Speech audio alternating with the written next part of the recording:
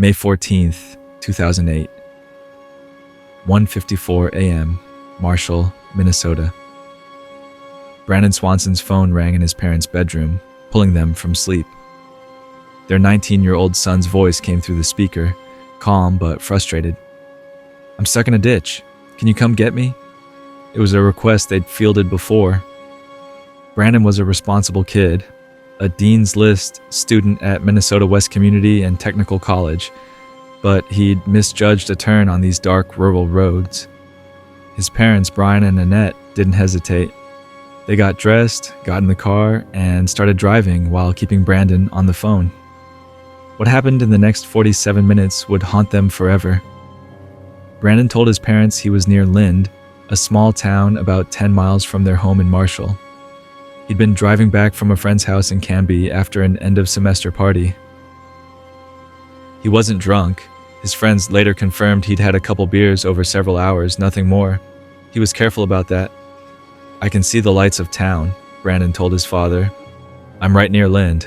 Brian and Annette drove to Lind. They flashed their headlights, honked their horn. Brandon should have seen them, but he didn't. "Where are you exactly?" Brian asked. "I'm telling you, I'm right here. I can see the town lights." They drove the roads around Lind for 20 minutes. Brandon staying on the phone the whole time, describing what he saw. Farmland, fields, the lights of what he thought was Lind in the distance. Then Brandon said something that changed everything. "Wait, this doesn't look right. I think I might be near Taunton instead." Taunton was 25 miles in the opposite direction. Here's where the story becomes inexplicable. To get from Canby to Marshall, you take Highway 68, a straight shot, well lit, impossible to miss. Brandon knew this route. He'd driven it dozens of times, but somehow he'd ended up on rural gravel roads near Taunton, miles off course, in an area he had no reason to be. His parents turned around and started driving toward Taunton, still on the phone with their son. Brandon got out of his car and started walking. He told them he could see lights and was going to walk toward what he thought was the town of Lind. Though if he was actually near Taunton, those lights would be something else entirely. "I'm going to cut through this field," Brandon said. "It'll be faster." "Just stay by the road," his father urged. "We're coming to you." "No, I can see the lights. It's not far." "I'll meet you there." At 2:30 a.m., Brandon's father heard him say, "Oh shit." Then the line went dead. Brian immediately redialed. The phone rang and rang. No answer. He tried again and again. For the next 47 attempts over the following hours, Brandon's phone rang, meaning it was on, it had power, it was receiving calls. But Brandon never answered. At first light, Brandon's parents retraced what they thought was his route. They found his car around 7 a.m., perfectly intact in a ditch near Taunton, not Lind. The car wasn't damaged. The doors were unlocked. Brandon's wallet, glasses, and medication were inside. His phone was gone. But here's the disturbing part. The car was stuck in a shallow ditch on a gravel road. Brandon, who'd grown up in rural Minnesota, could have easily driven out. The car wasn't disabled. It just needed a bit of gas and careful maneuvering. Why had he abandoned it? Law enforcement arrived. Search dogs picked up Brandon's scent from the car and tracked it for about 3/4 of a mile before stopping abruptly at the Yellow Medicine River. The dogs refused to go further. They circled, agitated, and sat down. Behavior that typically indicates the scent trail ends because the person got into a vehicle or entered water, but the river at that point was shallow, only knee-deep in May, slow-moving. Not a drowning risk for a healthy 19-year-old man, and Brandon had never mentioned water during his phone call. Over the next weeks, massive searches were conducted. Helicopters with thermal imaging, dive teams, over 2,000 volunteers combing 120 square miles. They found nothing, no body, no phone. No trace of Brandon beyond that scent trail ending at the river. Theory 1, accidental drowning. The official police theory is that Brandon fell into the river and drowned, and his body was carried downstream. But the river was thoroughly searched, and Brandon never mentioned water, never sounded wet or cold, never gave any indication he was near water during that 47-minute call. Theory 2, animal attack. Some suggested a wild animal, a bear, coyotes, but Brandon's last words were, "Oh shit," not a scream, not the sound of someone being attacked, just surprise, maybe frustration, and there were no signs of blood or struggle near the river. Theory 3, disorientation. Perhaps Brandon was more intoxicated than his friends realized, or experiencing some medical event that caused confusion, but he sounded coherent on the phone. His speech wasn't slurred, he was navigating, describing landmarks, making decisions. Theory 4, foul play. This is where it gets darker. What if Brandon encountered someone during his walk? What if those lights he saw weren't town lights, but something else? A building, a vehicle, a trap? The "oh shit" could have been the moment he realized he was in danger. But there was no evidence of another person, no tire tracks, no reports of suspicious activity. In rural Minnesota at 2:30 a.m., who would be out there? Several details make this case deeply unsettling. The wrong direction. Brandon was an experienced driver who knew the area. How did he end up 25 miles in the wrong direction on back roads? He would have had to make multiple wrong turns, ignore all familiar landmarks, and drive for an extended time without realizing his mistake. The abandoned car. The vehicle could be driven out of the ditch. Why didn't he try? Why walk across dark fields instead of waiting in the car for help? The phone. It kept ringing for hours after Brandon disappeared. If he'd fallen in water, the phone should have died quickly. If he'd been attacked, why would an attacker take only the phone and leave the wallet? The scent trail.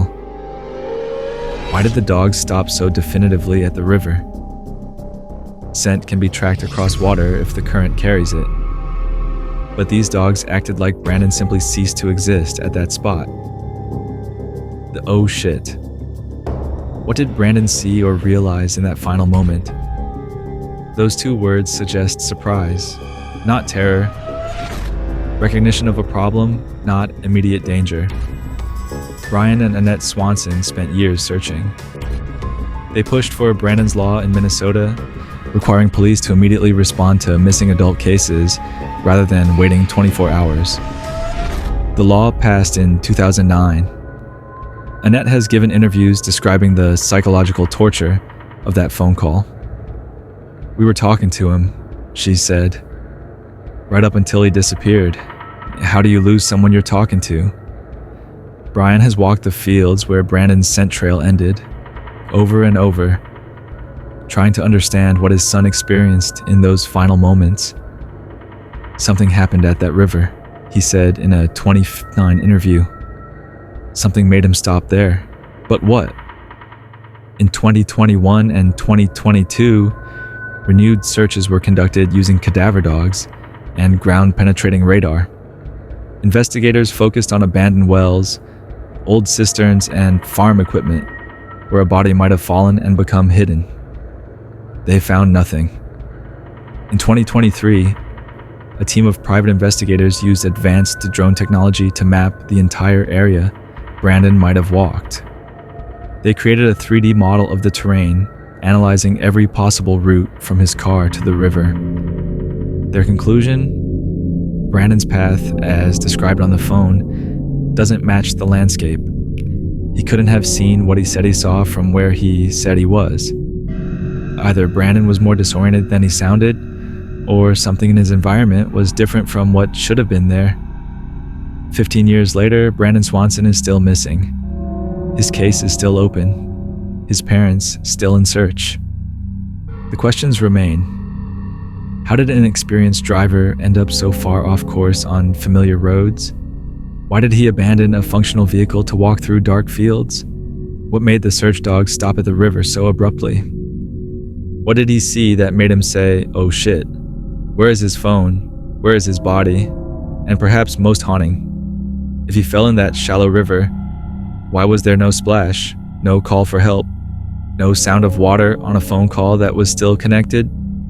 Some investigators have proposed darker possibilities. Hidden structures. Could Brandon have fallen into an unmarked well, mine shaft, or agricultural pit? The area has many such dangers, often hidden by vegetation and unmarked for decades. But extensive surveys found no such openings near his scent trail. Human trafficking. In 2008, rural Minnesota saw several reports of suspicious vehicles and attempted abductions. Could Brandon have been taken? But there was no sign of a struggle, and his last words didn't suggest fear. Voluntary disappearance. Did Brandon stage his own vanishing? At 19, with no financial problems, good family relationships, and promising future plans, he had no apparent motive. His personality didn't fit the profile of someone who'd abandon his family. The dark theory. Some retired law enforcement who studied the case believe Brandon encountered something or someone he knew. The oh shit wasn't fear. It was recognition. Recognition of a person, a vehicle, a situation he didn't expect but understood immediately.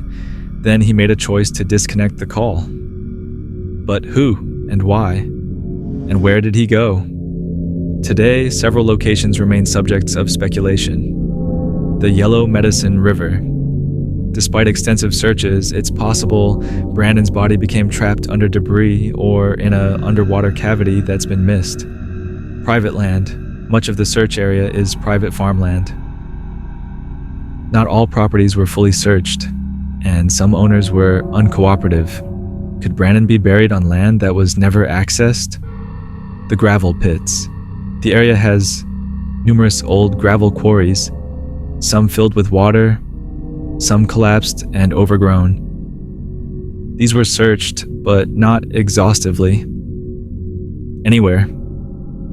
If foul play was involved, Brandon could have been moved far from the search area.